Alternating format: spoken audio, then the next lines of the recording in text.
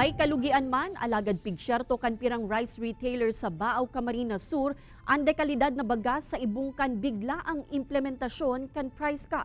DTI Bicol pigklaro na magin ang mga apektadong rice retailer na nagsayumang makaresibinin ayuda hali sa gobyerno, obligadong magsunod sa Executive Order 39.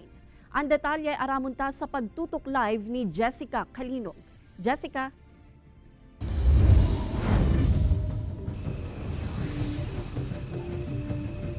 Kate, susog sa Executive Order number 39, 41 pesos ang mandated price ceiling para sa regular milled rice, mantang 45 pesos naman sa well-milled rice. Dakulang kalugihan nga ni subot ini para sa mga rice retailer, lalo na ang bigla ang bagsak presyo. Alagad sa ibong kaini sa indama na pigsyerto, ang maray na kalidad man giraray kan pigtitindang bagas.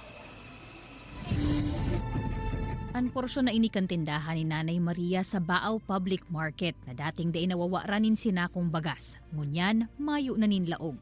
Pun kaya kan ipautob kan Administrasyong Marcos ang price cap sa kada kilo nin bagas. 10 sako nin bagas na sana, ang pigpapadeliver ninda asin pigpapaubos. Alagad sa ibong kainipig syerto man ni Nanay Maria na may kalugihan man, di kalidad na bagas man giraray ang mababakal sa saindang bagasan. Lalo na igdi, abo man sindakin may parong na may mga portoroto ng mga ati-ati, tapang ayam na dato.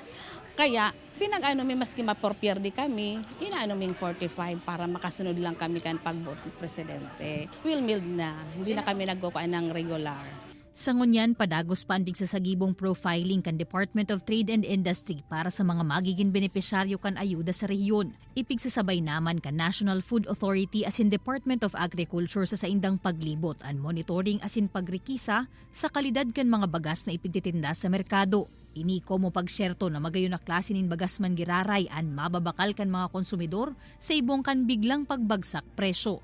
Pigklaro man ni DTI Bicol Regional Director Dindo Nabol, nagabos na paratsenda nin bagas, obligadong mag-utob sa price cap susog sa Executive Order number 39 ni Presidente Bongbong Marcos. Kasi may mga tumanggi na mag-receive ng financial assistance, parang may narinig kami na kung hindi sila naka-receive, they are exempted from implementing yung price ceiling na 41 to 45. Hindi po yung totoo. Kasi ang Executive Order 39, para po yan sa lahat naka-receive ka man o hindi ng financial assistance.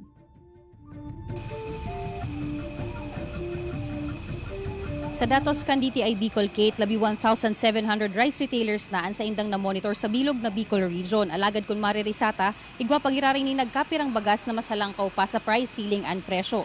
Sigun sa DTI Bicol, kan enot na semana kaya kan implementasyon kan price cap, may mga nakikiulay na kung pwede paubos mo na ang naenot ng binakal na mga mahal na bagas. Alagad sa ngunyan, Kate, majority kan rice retailers sa rehiyon, sigun sa ahensya, compliant naman subuot sa pigpapautob na price ceiling sa bagas. Ang mga nanonotaran man na non-compliant pa, pigaabisuhan na mag-utob na digdi.